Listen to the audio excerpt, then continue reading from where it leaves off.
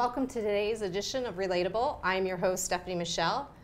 I really wish this show was about presenting easy explanations and solutions for living, but I know we'd run out of stuff to talk about very quickly if we tried to focus on the easy outs of life. Although decisions may not come easy, that does not mean that we can't make good decisions that bring joy, possibilities, and harmony for those involved. As the world's population grows, complex problems grow as well. Large cities are generally considered to be the leaders in social and economic progress. However, city size in the US is also directly related to income inequality. The larger the city, the larger the income gap between the rich and poor residents.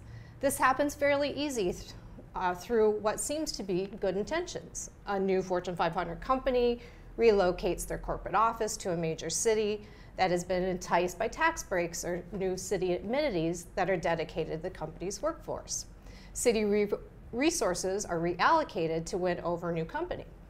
Now, higher paid workers will need higher housing. Developers scurry to find land and real estate that they can develop, which often already is dedicated to low-income housing. As the city focuses on their new win, people are getting displaced. This is just one of many scenarios that contributes to urban inequality.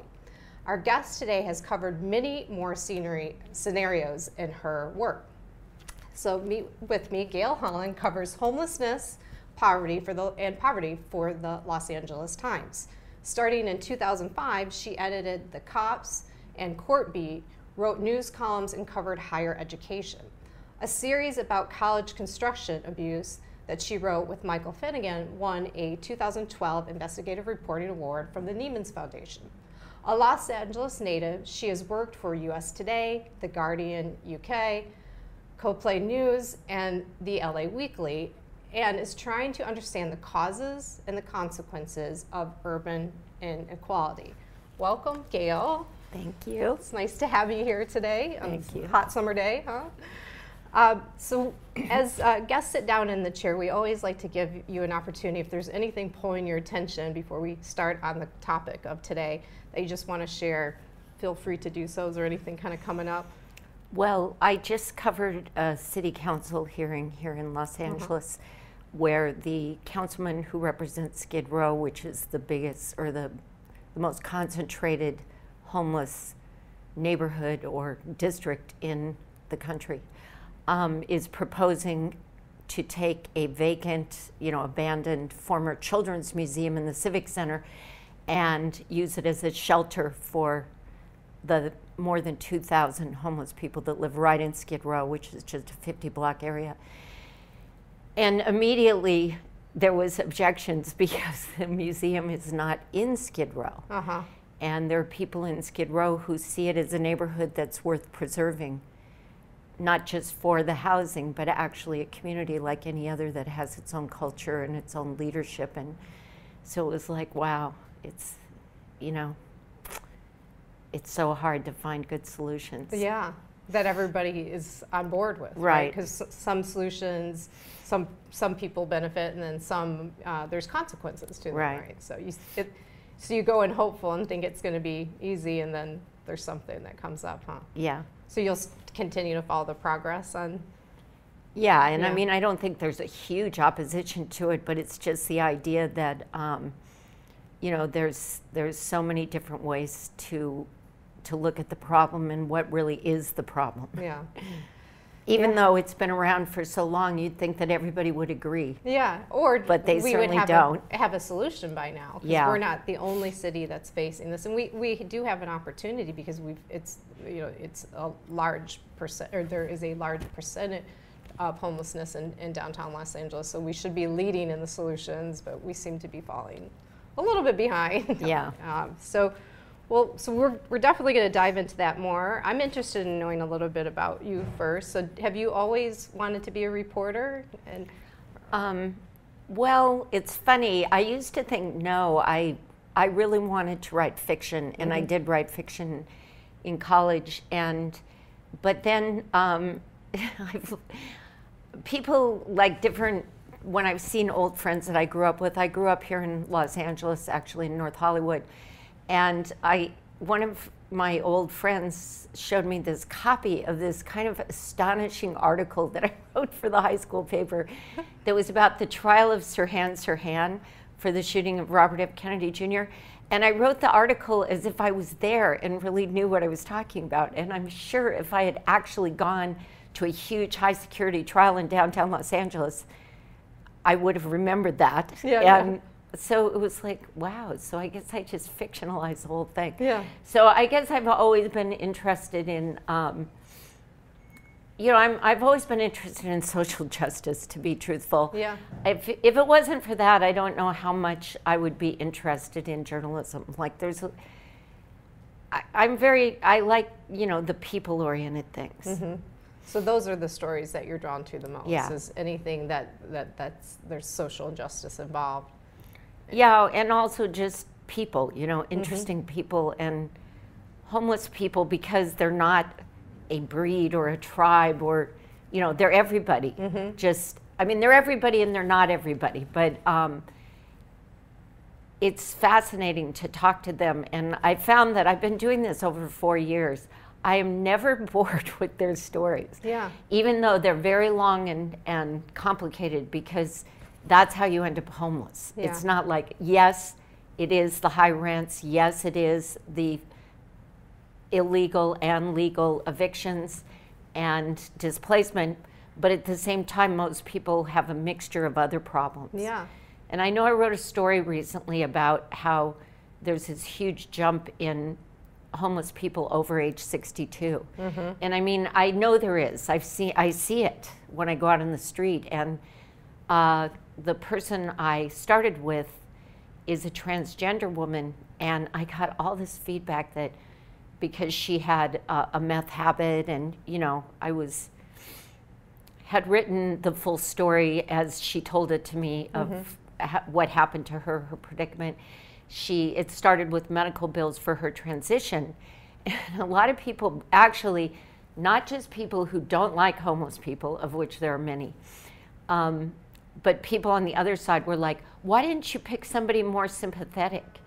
And I thought, because I just heard this great quote on the radio from, I think, Flaubert, that I don't write to change the world, I write to know the world. That's how I feel. I want to know what is really happening. Yeah. If I knew how to solve homelessness, I would tell somebody. Yeah. Well, it goes back to what you said earlier, is homelessness is not a tribe. So there's not these qualities that every homeless person has, and their story, what happens to them to make them homeless, is very unique and interesting. And it's probably a study of humanity if you really think about it, because every single story is so unique. Right. There's so much, and there's character in how they tell that. And so yeah, I can imagine that's really interesting. I read that story of yours.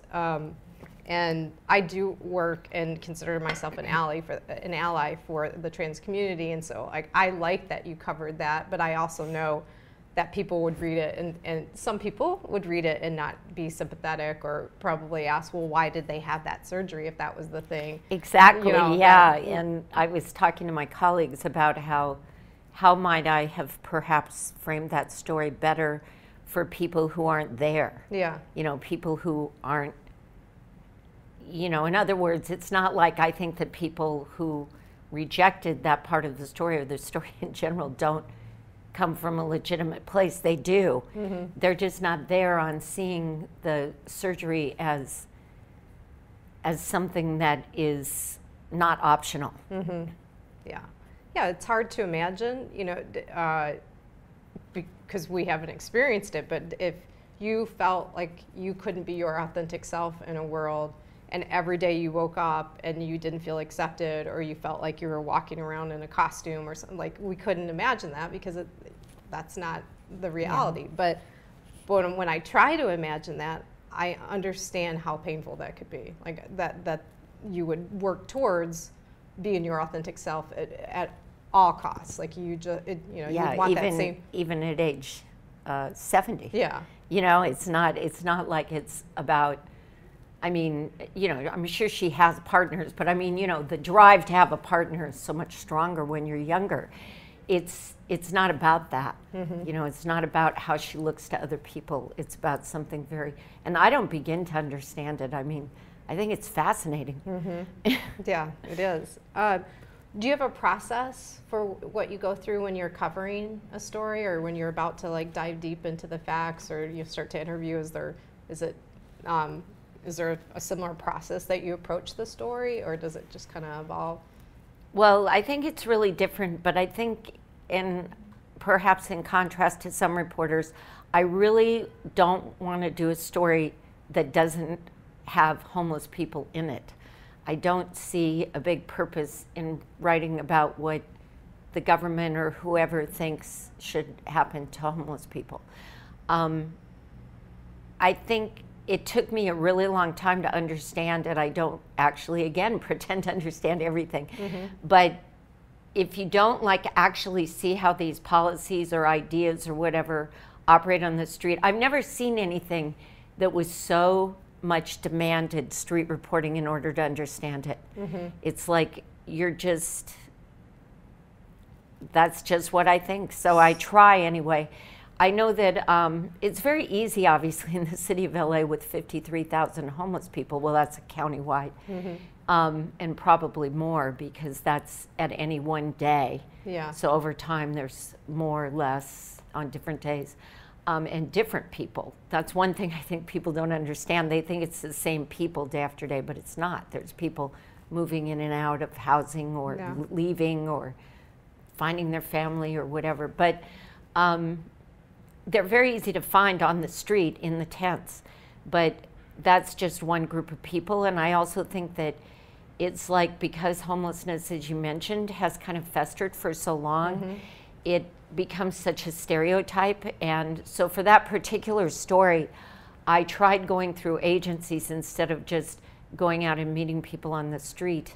And also then you can kind of verify people's stories with less trouble than. So it's just hard. I've done this for a long time, and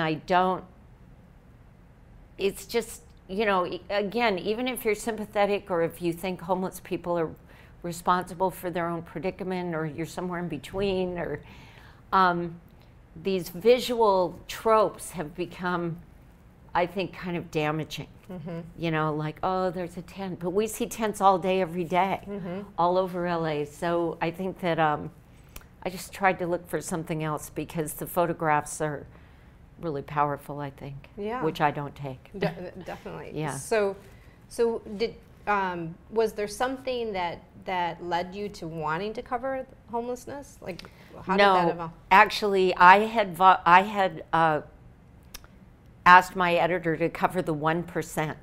I felt like in LA we don't know who wields power. I mean, because we're so celebrity oriented, you know. In other cities, I think that people are a little bit more aware of the power brokers, but here people are just really so celebrity oriented. And he said, no, but why don't you do the bottom 1%? Because I had written I had a column that was more like personal, and I had written several things about homeless people, and we hadn't been covering it, so.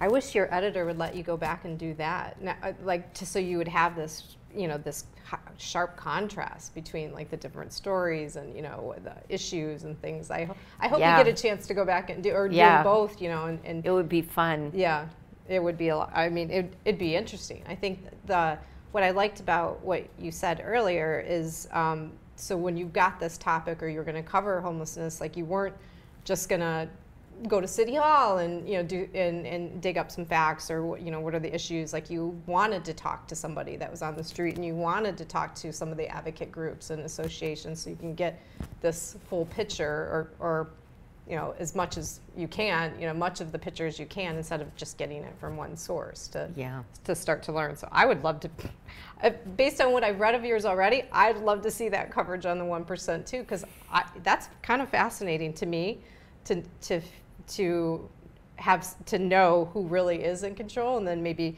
we get to go back to them and say, help us over here, you know, like, what are you doing? Get to give them some pressure to help on some of these issues in the city. That would be awesome. So in the time, so you started covering homelessness in what year? Around I'm not really sure. What year is it now? Yeah. 2018. I'm not really sure.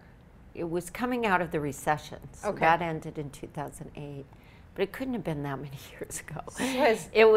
No, the recession started in 2008, didn't it?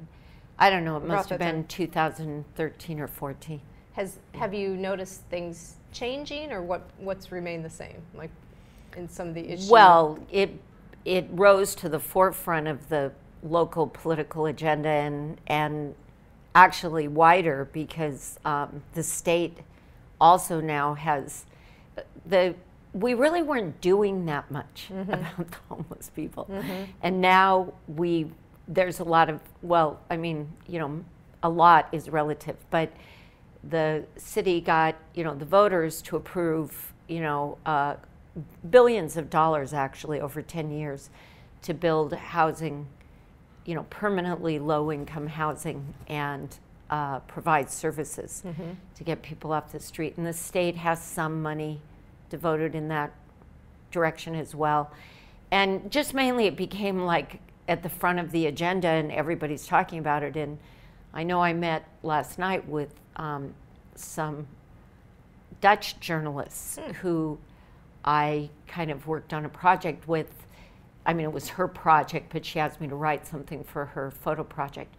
And she said that with the refugees in Europe, they're starting to because, the question has always been, if you go to European capitals, it appears to be so much better than here, and people have been so shocked.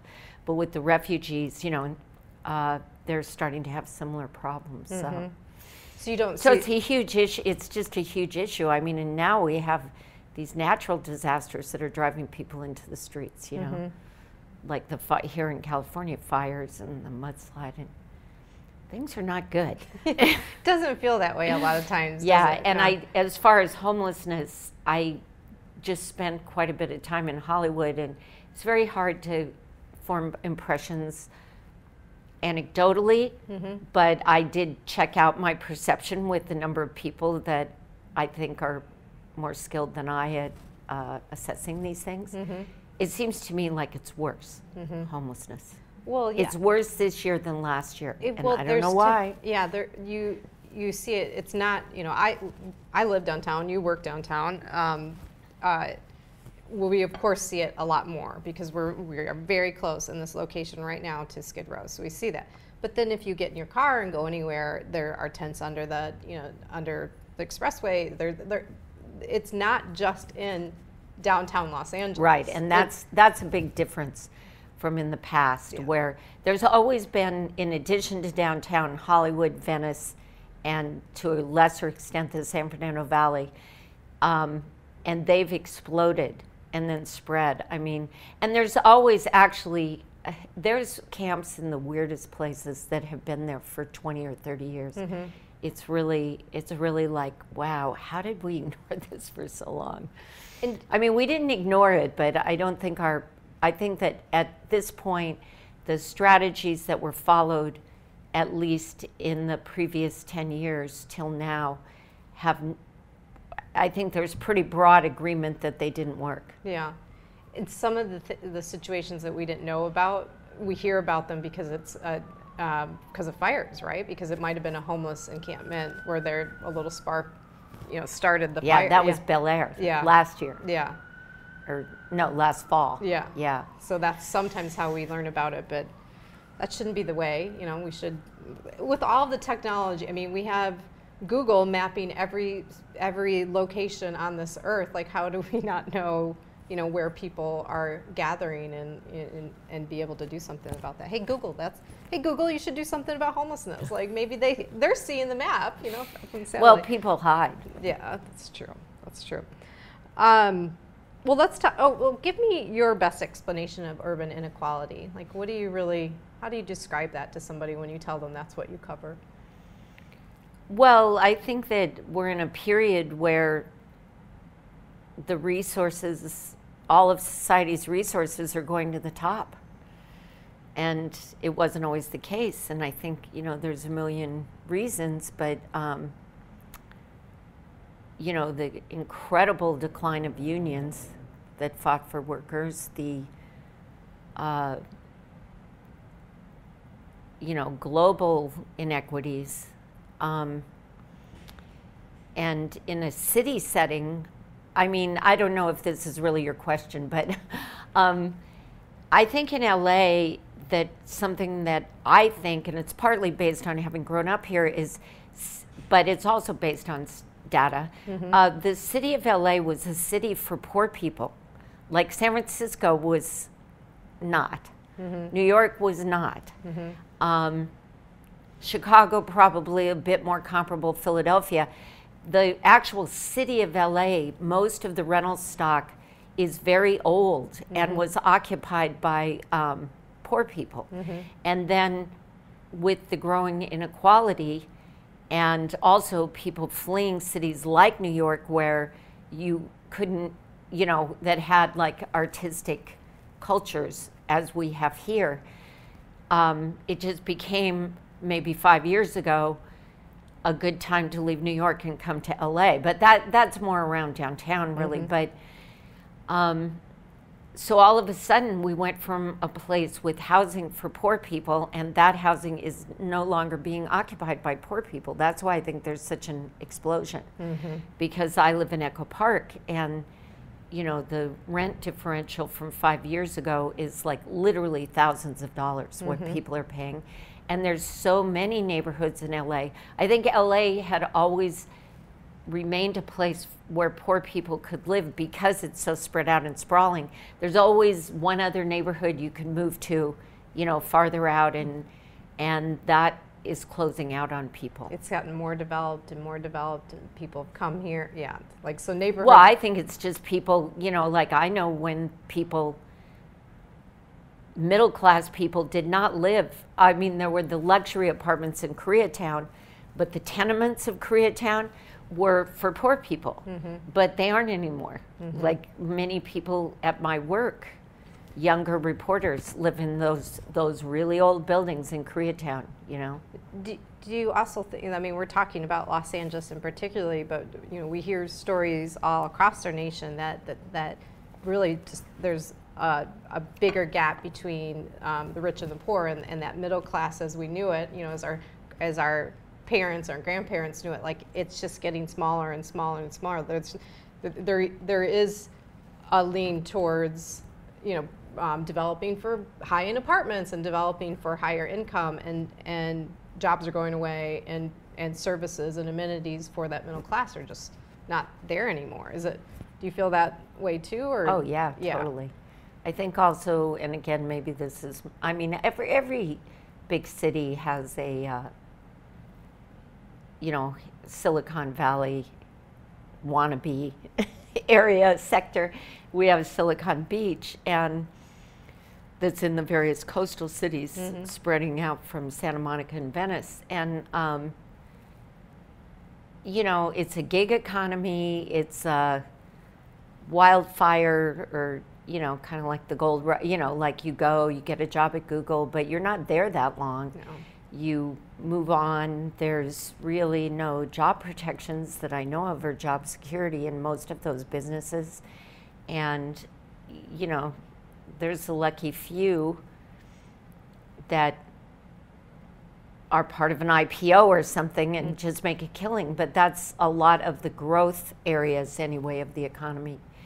And so I think that's, and they have no, you know, their ethic is against any kind of worker rights or job protections or job security, really, because the idea is you just keep going, you know, you're an entrepreneur, which is great, but that doesn't work for everybody. Yeah, for sure. I mean, I am an entrepreneur, so I work for myself, and I've done for a long time, so I don't look at things the same way that friends that work at a corporation look at, and especially in relationship to government and what government should be doing for me, because I'm just like, well, I'm doing it for myself. You know, I don't expect things, I guess. Yeah. Well, I think it's great, and I mean, that's the upside. Yeah. That, and you really see that like in a building here where you see, we just moved from our big corporate headquarters and I've been assigned to a small bureau, and we're in a building very much like this, full of creatives, and it's very inspiring, you know, to see all the really interesting things that people are doing, and it's great. I think, I mean, this is just my personal opinion. I think that the healthcare thing is such a problem because people get stuck hanging on to jobs they don't want, and it stifles innovation because they have to hang on to that healthcare. Don't even get me started. Yeah, I wish you. I really do think that's a real engine of a problem with our economics, because I know lots of people who have fantastic ideas, and they, you know, somebody in the household has to hang on to the health insurance, right? Yeah. I wish you got here 20 or 30 minutes earlier before the show. You would have heard us talking. I am in a difficult situation with a healthcare provider right now, and I definitely see this as a problem. I mean, it's a mess. It's an absolute. It's a mess. Yeah, we're in the middle of a transition, and it's like we're in the worst place of the transition. Yeah, it is. Well, let's look at some of the articles that you have covered and just kind of talk about them. And if you have updates since the time that you covered it, we can talk about that. So I think we've already talked briefly about this. So there was a 20% surge in the number of older homeless people, and that caught LA off guard, was the article that you wrote about. I know that we talked earlier, like 53,000, 60,000, you know, between probably 50 and 60,000 homeless people in LA County at any given time. What percentage of that is elderly? Well, it's not that high. I think it's between 1,000 and 2,000 people. The problem is, or the two problems that people have seen with this kind of shift, is that these people have no way out, because they're not, you know, many of the strategies to help homeless people are towards getting them back into the workforce, of course, you know, and they're not going back in the workforce. I mean, most of these people, I mean, age discrimination alone, but disabilities and, you know, lack of training in the professions that are, you know, around. And these are, in some cases, what I think people have seen that's new is that there are homeless people that have been homeless a long time, so they're basically getting older in place within their homelessness. But what's really new is that they're homeless for the first time. So these are people who are on a fixed retirement income, and they thought it was going to work. You know, they chose when to retire, or hopefully they chose and weren't forced into it. But and now all of a sudden it's not going to work. So that's very alarming, both because there really aren't strategies too much for them to improve their situation other than just straight up, you know, government taking care of them, and our government doesn't take care of older people. And number two, behind this older group, there's a much larger group of people in their 50s and who are already out of the workforce for various reasons, again, disabilities, mental illness. And so they're having they're facing the same thing, except they're going to be living more years, you know, without really having an exit strategy that works. So yeah, and I think that has caught people off guard, and they're going to have to come up with different strategies for those people. Yeah. And it's also just, of course, you know, morally horrifying. And when you see these people on the street, you just can't believe it.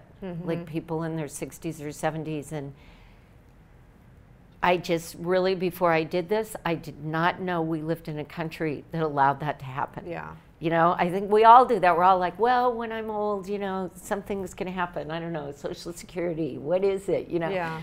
We try not to think about it because we're not, I think, as you mentioned, we're not like a government aid dependent type people. Yeah. We're a people who wants to do for ourselves, but there are people who can't. Yeah. Well, and we definitely don't, like there's other cultures and countries in the world that they do a better job of taking grandma in, or, you know, taking grandpa in, and or building a community, or you know, homes clustered together where all the family is there. We don't do that. Like, we leave the nest, we get away, you know, and then we think about, okay, which home to put our our grandparents or parents in. So there's that too. It's like it's somebody else's problem. Like we just don't think about that. Yeah. So I think culturally, like we need some work there too. Like that if we're not going to look towards government, it's like, well, think about these things. Like I like that. You know, my parents are divorced, and they have, and, you know, I have a stepmom and a stepdad, and I like that my parents actually talk to us about this. Like they talk about their will, they talk about their plans. Like you know, this is a preventative thing, I think, in most cases. If you still have family around, you know, where are we going to put our family? But we don't do that. And I think another thing, you might have touched on it in this article, is, you know, some of these shelters are pretty dangerous. You know, oh yeah, shelters. The shelters as they're constituted now in LA, most of them are not appropriate for older people at all. Yeah. Yeah.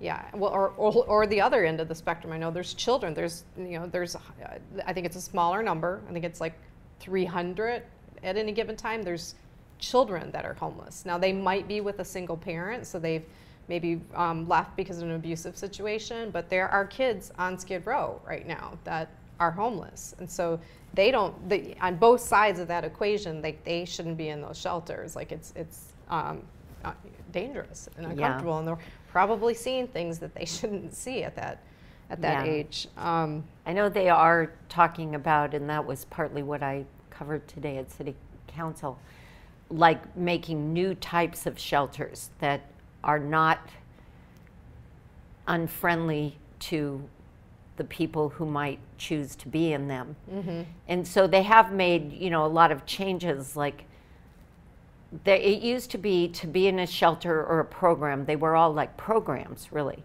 And those can be very helpful for some people, but they required like sobriety. So of all the people who are not sober, who are homeless or become unsober because they're homeless, mm-hmm. I think a lot of people self-medicate, from what I understand from mental health professionals, mm-hmm. once they're homeless.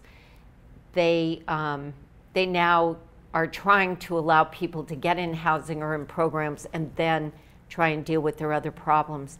And they're allowing people to have their pets, which is a huge block, mm-hmm. and to stay with their partners or family members, whoever it is they want to stay with. Because before, you know, it was really a very weird kind of, you know, strange summer camp thing of like the men over here, the women over here, no pets, no, you know, visitors, very limited. Because a lot of people, you mentioned families, a lot of people on Skid Row have family.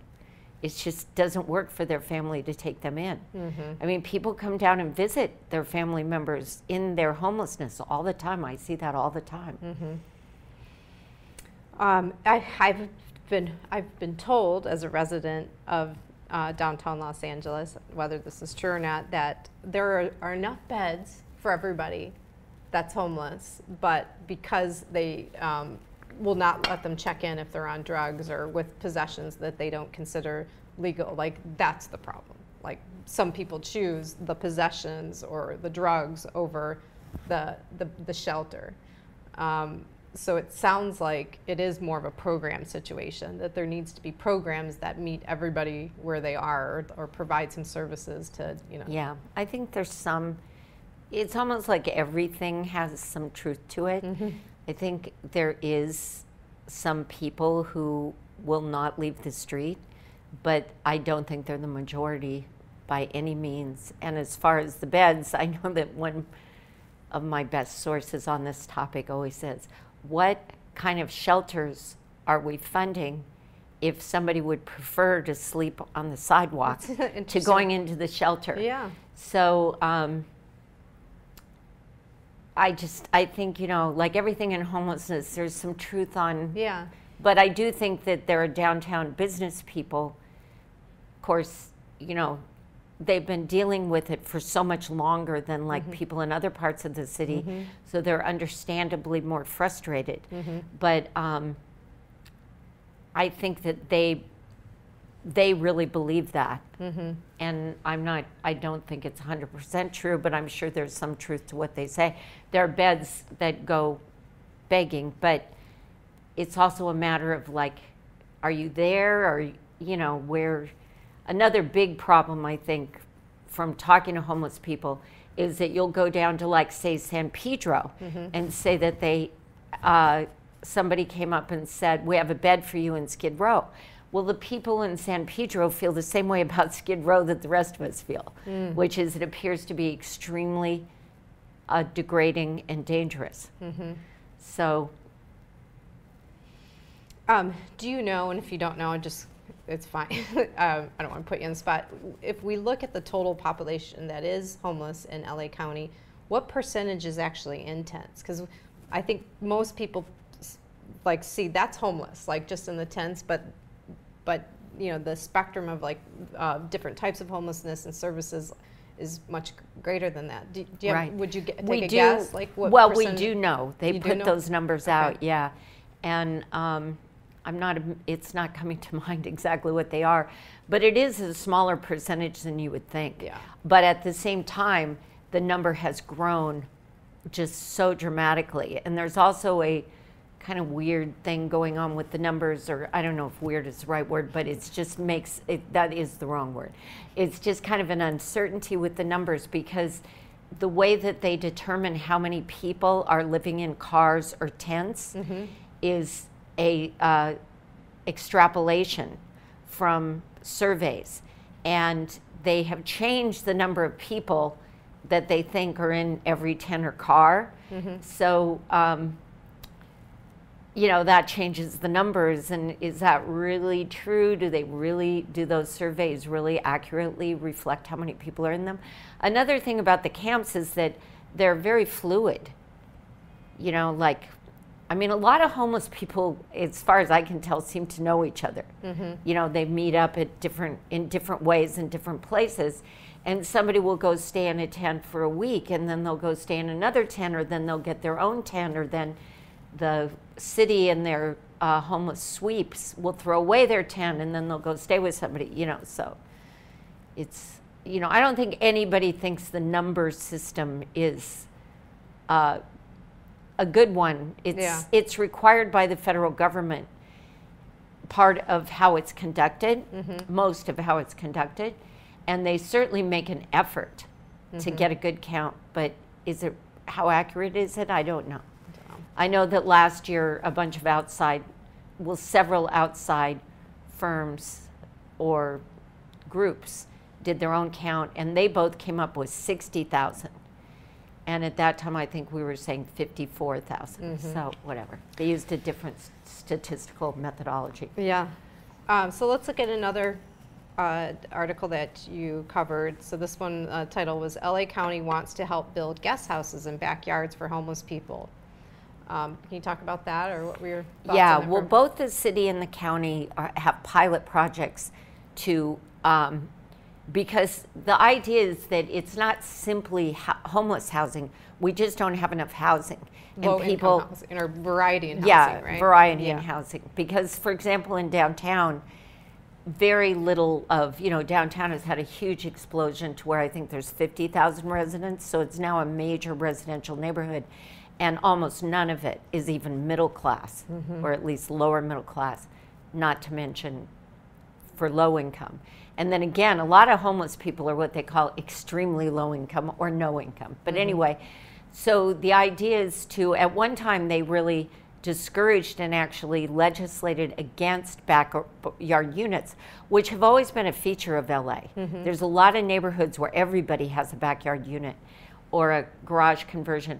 So now they've decided, okay, we're going to facilitate that, and there are varying ideas about it, you know, like how it should look, how big it should be, who it should be for, but possibly the most radical or innovative idea is that people would actually get a lot of help building that in exchange for taking in a formerly homeless person for, say, 5 years.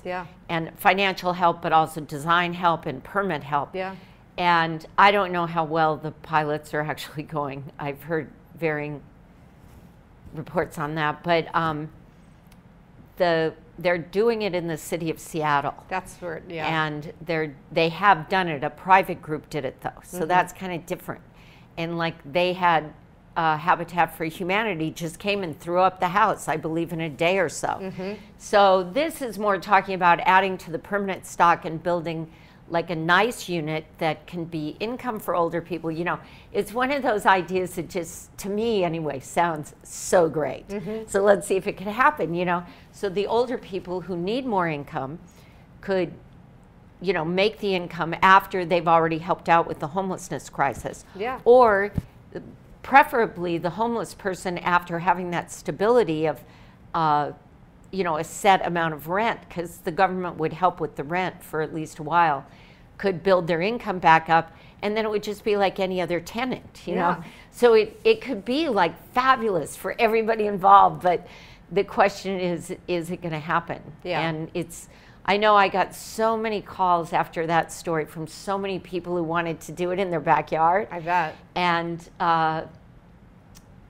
we'll see if it happens. This is, to me, the one area that I find the most hopeful, because you look at what Seattle's doing, and they're tiny home communities. Essentially, like, they're building little tiny homes, and they can have, you know, a couple of them even in a backyard. But if you Google tiny homes for the homelessness, like, that's where the most hope is happening, I think, across the nation. Well, if we can make that work here, I think I can't see the downside of that. I mean, I think the downside you covered in your articles is there's always going to be people in the neighborhood, like, not in my neighborhood, you know. That well, there's that, but there's also the backyard homeless is slightly different than the tiny home village, and the reason is that the thought is that if they're part of a neighborhood, part of a community, and again in Seattle, because it's being done by a very idealistic group that includes architects, but also they have all these tech people that have gotten involved, and they're going to help the people heal and help them be a part of the neighborhood. And that's one of the problems that many people have identified with the whole homeless things. For so long, they required certain behaviors of people to get housing, and now it's gone the other way, where the solution is housing. But what some of the most knowledgeable people say is, no, the solution is healing. People have extreme trauma who've been in the street, and they have extreme trauma why they're in the street, many of them. Like, I know for women, they've discovered that it's just this unbelievable amount of women who are homeless either were sexually abused or you know, violently abused as children, or since they've been on the street. And because I think part of the reason that LA has a problem is that people go into programs, they're only required to track how they do in the program for a year or 2 years. And a lot of people who've dedicated their lives to trying to help homeless people have told me that it's actually after that their demons of their past come forward because they've recovered from the trauma of being in the street. So I think that some people feel that the tiny house village idea is not a good idea because it's just putting a lot of people who have a lot of trauma in one place and not really reintegrating, helping them to reintegrate into society. What I'm hearing, a little tickle in my throat. What I'm hearing is that, yeah, so after they get through the program, the other part of really healing is like being a part of a community of like a bunch of different types of people and at different, you know, at different stages of their lives. And I volunteered at an organization called the Relational Center that that really focuses on the issue that I think many people are having is like isolation and not being able to like actually be in relationship and be in interdependence with each other. So it feels like to me that there's that second level of integration into community and like and helping people have or showing them the way to like social skills and how to thrive with other people. So yeah, I get why it doesn't make a lot of sense to build tiny homes in a community with a bunch of people that are similar or needing some healing, but bring them in to another group where they can become a part of a neighborhood that already exists is potentially more, it's a better path towards healing. So But it's tricky. It's tricky. Because like people who who want the homeless housing, want buildings to be mixed income levels, which sounds great. But what happens is then you have many fewer units for homeless people. And we have so many. And then also there's, clashes with people who expect certain norms of behavior. So it's definitely, that's what makes it all so hard. And nobody agrees, nobody agrees. Everybody, I mean, why should they? Because, I think the real bottom line is we're not talking about widgets, we're talking about human beings. And people are very complicated. Yes, very, very complicated. Yeah. So last thing that you covered, or last article that we'll look at, the headline was LA plans to gentrify, Skid Row will out poor residents, advocates say. So there's like three parts of the equation at all times, right? There's the advocates of Skid Row, or people that are organizations that are advocating to help the homeless. There's developers, and then there's the property city. Owners, yeah. Yeah. And then there's business owners who are not the same as property owners. That are just in the mix saying this is what we want, or move people, just have an opinion about what's happening in their neighborhood. Is that kind Well, I think the reason I brought up that distinction is I feel like a lot of businesses really help homeless people. You see it every day. They bring them out water, and just like a lot of residents, help homeless people. For every resident who's irate and just wants them cleared and doesn't care how or why, there are many others that go out and help people all the time. But property owners is kind of different because they're looking at maximizing their potential profit. So they're not really, I just think that sometimes business owners get unfairly painted with a position that's actually property owners. And so in Skid Row, for example, the property owners of Skid Row, there's a lot of small businesses in Skid Row that, like I said, are quite nice to homeless people. And I don't believe really complain about them, but the property owners do. Because, of course, for them, the way to make money on property is you buy a property because it's in the middle of Skid Row, and then if it quits being Skid Row-ish, i.e. if it becomes a more upscale, the potential for building something. They bought it low. They're trying to get a higher. Yeah. So, where does our current administration, our city administration, fall in all of this? Like, what do they tend to lean towards or push toward, or like? Well, the story keyed off of there's a plan that would redesignate a lot of land in Skid Row is actually industrially zoned, and so the big in recent years, the major industry there has been cold food storage and seafood.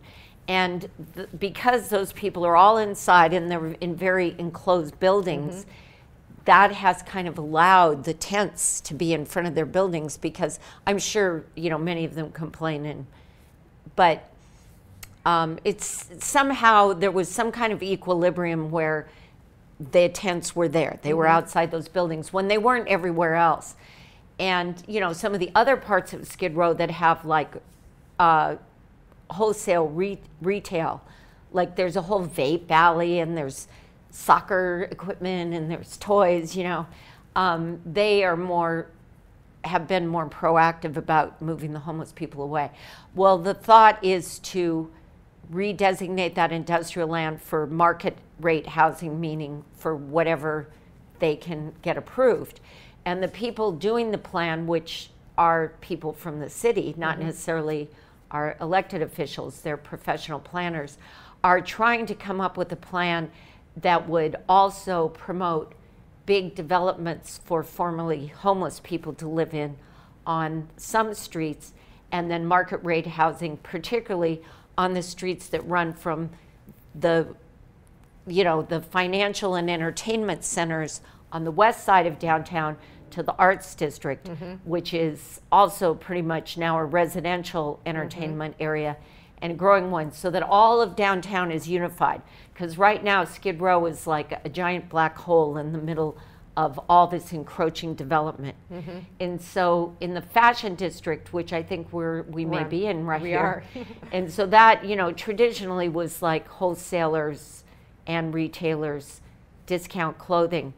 Those properties are now becoming pretty high-end development. And then Little Tokyo on another side of Skid Row, that already has developed, you know, again, like, I mean, they're generically called lofts, but they're really apartments, you know. And some of them are lofts, you know, some you can work and live in, some you can't. And then like the arts district is just completely on fire. That's super high end. And then on the other side of Skid Row, it's called the historic core. And those are like the beautiful, some of the beautiful old buildings of LA, which one really good thing in my personal opinion, again, not the newspapers, is, but as somebody who grew up in LA, is that at least we didn't do like wildfire urban renewal where we knocked down all the old buildings. And so that's why downtown is attractive and both visually attractive and just attractive to people, because for California, especially, which is not old, this is the old housing stock and businesses, buildings here are it's very nice that we save them and people are using them. But so that's the fight, you know, how much of the territory of Skid Row should be preserved as it is. Like right now, there's say more than 2,000 people on the street, but there's more than 10,000 people that live in Skid Row proper in either converted flop houses and old hotels or just apartments. And they have a very strong sense of community. And they want it to stay that way. They think LA doesn't have any neighborhoods, again, for the very poor, and this should stay just for the very poor until we've taken care of them. So that's the push-pull. Yeah. And as people have discovered discovered some of these old buildings, and they've been converted to high-end lofts and things, and so they've been pushed out. Nobody wanted to live downtown in the 60s and the 70s, and then really up until the 2000s, right? It really exploded. Well, it came in waves. Yeah. Because the arts district, again, was, there was it was a real arts district. Yeah. And there were, all these, they were just bootleg taking over warehouses and creating art production spaces. And then, that rose and fell. And now it's more of a development area for residential, and most artists cannot live there, and they live farther south into South LA. Yeah. So, yeah. It's going to keep changing. You're going to keep covering this, right? I don't know. Well, I hope that you do, because you've got the history, and I like that you actually get out on the street and talk to people. But as I said earlier, I'd love to see you cover that the top 1% too, and have this. Yeah. Well, the LA Times has been bought by a billionaire, and for people who don't know, the only super high quality newspapers, i.e., the New York Times, the Wall Street Journal, and the Washington Post, are all pretty much owned by billionaires now. That's like the model. So they're probably not going to let you report on that. No, it's not that. It's just that we're very hopeful that we've been in a contraction mode for a long time, and we're very hopeful that we're going to expand our coverage and really cover every aspect of LA, which is just such a complex place. So I hope there will be at least somebody, if not me, doing the power brokers. Yeah. I'm hopeful for that. I mean, we do cover them, of course, different, but I think we could use more. I agree.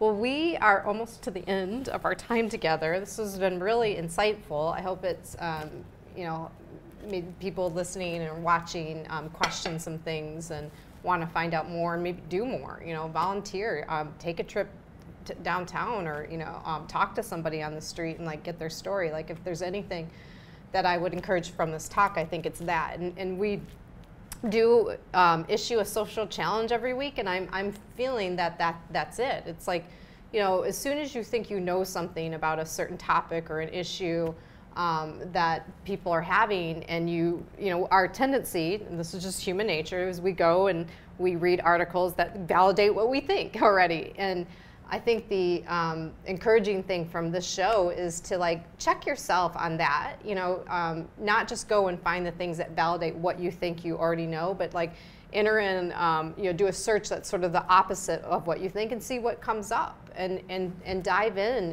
and start to learn. And in terms of homelessness, I think everybody would benefit by just getting out on the street and you know, go with somebody, because especially if you're going to Skid Row, it can be a little unsafe, you know. And I wouldn't want anybody to feel uncomfortable, but go down there and talk to people and like hear their stories. And yeah, and if you are curious, there's people who will take you through, but also there is volunteer opportunities. Tons. In Skid Row, yeah. Tons. We have something coming up on the show. We know that there's a group that hosts a birthday party every month for the children. Right, we did a story on that, yeah. We're going to have one of the founders on to talk about that. She has like a really unique love story too, because of her work too, and I can't wait to highlight that. But wow. So get out, get involved, and challenge yourself to read, you know, seek out different angles on news sources to really dive into some of these topics that we're experiencing today would be my encouragement for the social challenge of the week. And the last thing, now I gave it to you. I gave my cough to you. I don't know what it is. The last thing that we get to do together, Gale, is I ask the guests that come on, so the show's relatable, and you know, we like to just encourage people to sit down and have a meaningful conversation with somebody and really acknowledge people in their lives. Maybe this is the one little preventative thing that we can help in some of these homeless situations, that people have lost contact with family members and friends, and you know, don't relate anymore. And if we take more time to like connect with people, I think, you know, there's benefits to everybody there. So I like to ask each guest to do what I call a heart swell, which is just a shout out to someone that's like meant something to them, that you want to just say some kind words to. And my reason for doing it is just to encourage people to do that, to like pick up the phone or take your mom out for lunch, or you know, make time for each other, and make sure people know how important they are in your life, and it's not that hard to do. So do you have somebody that comes to mind that you would want to like just say, hey, you know, I'm thinking about you, you know, you've made a difference in my life, you've encouraged me to do my job or think differently, or just grateful for your love, whatever it is? Does someone come to mind? Well, this will sound so brown nosy, but but maybe to my editor, who I'm sure I usually don't acknowledge enough, because I fight him, and I know I do, because I want to do things my way. And my editor is Steve Clow, but he's a fantastic editor, and he rolls with me, and he's helped me so much to do the coverage to the greatest extent of my ability, the way I want to do it. And not everybody is like that. A lot of people go into it with their preconceptions, and they want you to do it their way. Yeah. So. Well, that's nice. I don't think that's brown nosy. It's nice to know that. It is, but hopefully he won't see it. Yeah. Well, I mean, it's nice to know that even if you have a relationship that you kind of, it's like buttons are being pushed, right? Like it's actually meaningful. Like you get to a point where you're like, okay, great, I get to cover that. Or, you know, even though we have hard conversations, that doesn't mean that's not a good relationship, because many good relationships push us to grow. So hopefully he feels the same way. Yeah, hopefully we both pushed each other. Yeah, like you're pushing each other for the right direction. Yeah. Yeah, for the better good. All right. I like it. I think that's a good heart swell. We'll probably be the only one that we've had. Well, it's definitely the only one we've had that anybody's done it to their coworker or their boss. Maybe, I'll let you know if we get another editor, but it's certainly the first to the editor, and I like that. You know, journalism's taken a hard hit lately, so it's good to have for sure some love. Well, we take our work very seriously. Yeah. We really do. That's good. Whatever. It's I mean, I see it as a mission. Yeah. So. I think not to be pretentious. Well, I would imagine good reporters and editors and people that are covering the news feel the same way. Like that, there are people that are like, yes, we take this very serious. We want to report on facts and things that are happening. So it's good to hear that live, that you do care about what you do and how you cover it. So that does bring us to the end of the show. So I'm going to be sharing where people can find you at the LA Times and see all the articles that you're covering. I also know that you tweet sometimes, and that is G.E. Holland, right? Correct. So we'll share that out if you want to, reach out to Gale on Twitter or follow her tweets. That's where you can find her, and you can always find her at the LA Times and see what she's up to and what she's covering. And maybe you might have heard it first that she's going to cover like the 1% on here. Like, I don't think so. But you never know. You never know. You never it could know. happen. Yeah. But I really appreciate you being here. And well, thank you for the opportunity. Oh, it was good. I mean, I learned a lot in this conversation, and being reminded of, it's just not that easy to look at something and go, oh, I have all the right answers, or this is exactly what they should do, the city should do. And I think that this conversation was a good reminder of that for any topic. We talked about homelessness and city planning and things like that, but really anything needs the time to like kind of sit down and look at it from different angles. And I think that this is a good conversation for that. So thanks for being here.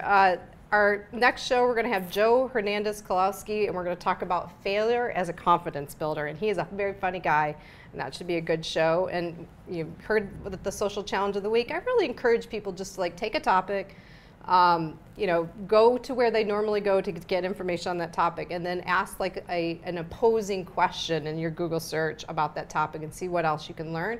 And in terms of homelessness, get out on the street and meet people, hear their story, let them tell their story. That might be just the thing that they need that day, is to have human contact and allow their story to be told. And so that in itself is a gift. So I encourage that. And if you do either one of those things, you can reach out to Gale on Twitter at G.E. Holland, or me at Love More Now on Twitter, or Relate with Steph on Instagram.